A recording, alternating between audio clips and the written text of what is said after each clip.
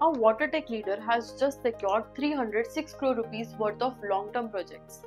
With 15-year contracts, turned operating cash flows positive और अब ये कंपनी सोलर सेगमेंट में भी एंट्री ले चुकी है with 69 megawatt capacity, building a more stable and recurring revenue model going forward. वहीं दूसरी तरफ एक ग्लोबल टेक टेक्सटाइल पे है, एक्वायर कर रहा है 2 Norwegian companies to expand into offshore renewables, oil and gas and aquaculture. ये move not only adds deep domain expertise but expected है कि लॉन्ग टर्म ROCE को भी एक सिग्निफिकेंटली बूस्ट मिलेगा. So these two companies are now shifting gears, focusing on long-term, high-quality growth. Stay tuned the video to find out कौन है ये players. Hi everyone, welcome to another edition of Noisemaker, जहां हम चीजों को simple रखते हैं और फोकस करते हैं उन कंपनीज पर जो अक्सर स्पॉटलाइट में नहीं होती, but they have strong potential to deliver in the long run. I am भूमिका Jain, equity research analyst eight desperate advisory, और आज हम बात करेंगे दो ऐसी कंपनीज की जो अपने बिजनेस में सॉलिड प्रोग्रेस कर रही हैं. And if current trend remains intact, they might continue to grow even further. But before jumping onto the companies, let's see the disclaimer first. Any discussion, facts or writing provided are for information purposes only and do not constitute any buy or sell recommendation. Please conduct a research before making any kind of investment decisions. Now move on to the companies. First company is Enviro Infra Engineers Limited, जो काम करती है in the design, construction and O&M, which is operation and maintenance of water and wastewater treatment plants, along with the water supply projects. This company primarily work for the government agencies and public entities. Company ने अभी 306 crore rupees के water और waste water treatment projects को secure किए हैं और इन सभी contracts के साथ बंडल्ड है 15 ईयर के लॉन्ग टर्म O&M एग्रीमेंट्स. सो ये डील सिर्फ कोर EPC बिजनेस को स्ट्रेंथन नहीं करती बल्कि हाई मार्जिन O&M पोर्टफोलियो को भी बूस्ट देती है, जो अब 806 करोड़ रुपीस तक पहुंच गया with expected annual recurring income of 20 to 25 crore rupees. Stable cash flows भी कंपनी की तरफ से क्लियरली विजिबल है, जहां FY24 में 78 करोड़ रुपीस का नेगेटिव ऑपरेटिंग कैश फ्लो था. अब FY25 में वो टर्न हो चुका है 26 करोड़ रुपीस के पॉजिटिव कैश फ्लो में. इसके पैरेलल कंपनी अब रिन्यूएबल स्पेस में भी एंट्री ले रही है, एक सोलर प्रोजेक्ट एक्वायर किया है और एक और LOI मिल चुका है टोटल 69 मेगावाट कैपेसिटी के लिए. 40 मेगावाट उड़ीसा में with 115.61 crore rupees of capex और 29 मेगावाट महाराष्ट्र में. ये strategic diversification not only revenue streams को ब्रॉड कर रहा है but also better earnings visibility create कर रहा है. All while company stays on track to deliver 35 to 40% of revenue CAGR, which is backed by 1185 crore rupees के strong order book और expanding infra base. Now coming on to the numbers, FY25 was a strong year. Revenue jumped 46.3% year on year to 1066.1 crore rupees. EBITDA came in at 267.8 crore rupees with a healthy margin of 25.1%. And PAT saw a solid rise of 177 crore rupees, translating to a net profit margin of 16.3%. Looking ahead, company actively काम कर रही है अपने project scale को expand करने पर. Target है sewage treatment plants को 50 mld से लेके जाने का 200 mld तक और कॉमन एफ्लुएंट ट्रीटमेंट प्लांट्स को 20 mld से स्केल अप करने का टू 50 mld. ये स्टेप बहुत क्रिटिकल है ताकि कंपनी क्वालिफाई कर सके for larger high value tenders को, जिसमें कि हाई मार्जिन होते हैं और बेटर मार्जिन होते हैं. साथ ही ये टॉप लाइन ग्रोथ को भी 35 to 40% CAGR से ड्राइव करने में मदद करेगा over the next 4 to 5 years. इन सब के अलावा कंपनी ग्रीन एनर्जी स्पेस में भी एंट्री ले रही है. एक dedicated solar focused subsidiary already under development है. लॉन्ग टर्म प्लान है एक्सपैंड करना into round the clock renewables, hydro power और ग्रीन हाइड्रोजन. एक ambitious but well aligned diversification strategy जो कंपनी के रेवेन्यू बेस को ब्रॉड करेगी और लॉन्ग टर्म प्रॉफिटेबिलिटी को भी स्ट्रेंथन करेगी.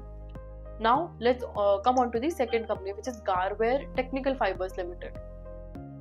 ये कंपनी एक लीडिंग टेक्निकल टेक्सटाइल फर्म है offering high performance nets, ropes and geosynthetics across global sectors जैसे कि aquaculture, agriculture, sports and infrastructure etcetera.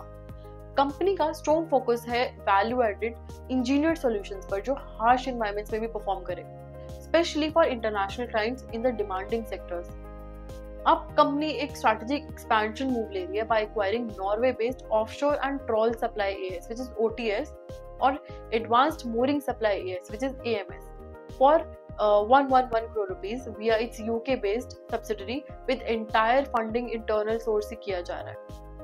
ये एक्विजिशन जो सितंबर 30, 2025 तक क्लोज होने की एक्सपेक्टेशन है, कंपनी की यूरोपियन फुटप्रिंट को स्ट्रॉन्ग बनाता है और उसकी प्रेजेंस को एक्सपैंड करता है into offshore oil and gas, aquaculture and now offshore renewable energy as well.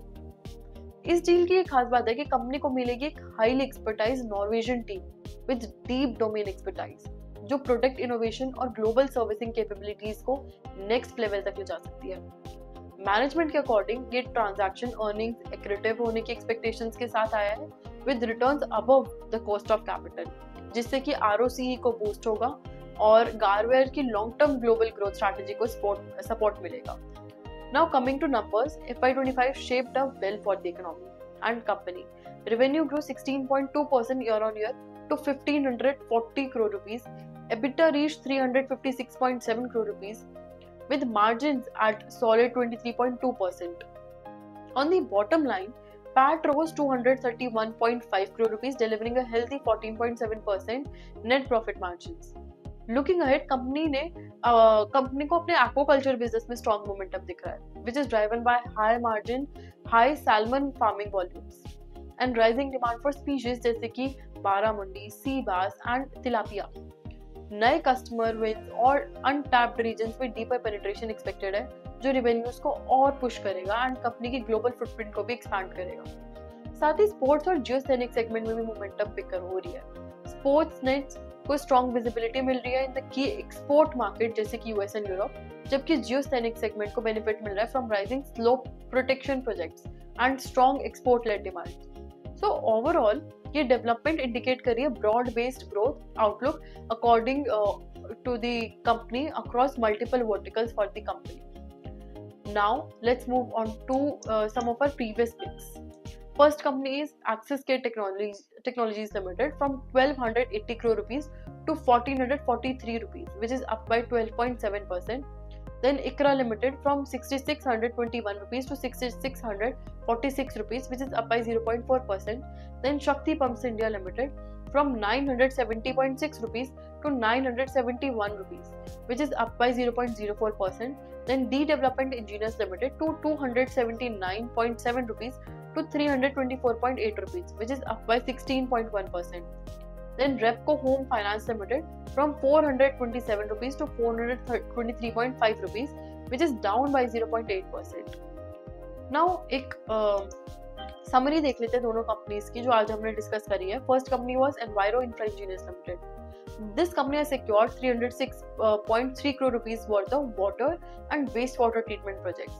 और अब ये सभी कॉन्ट्रैक्ट्स बंडल्ड है long term 15 year O&M agreements के साथ जो रिकरिंग रेवेन्यू विजिबिलिटी को काफी स्ट्रॉन्ग बनाता है। पैरेलली EIEL ने रिन्यूएबल एनर्जी सेक्टर में भी एंट्री ले ली है।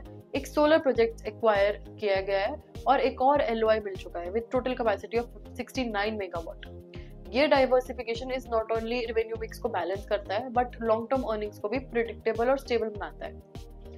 Now coming on to the Garware technical fibres limited. Company is set to acquire Norway-based offshore and trawl supply AS or OTS and advanced mooring supply AS through its wholly owned UK-based subsidiary for 111 crore rupees और ये entire deal internal accrual से fund की जा रही है।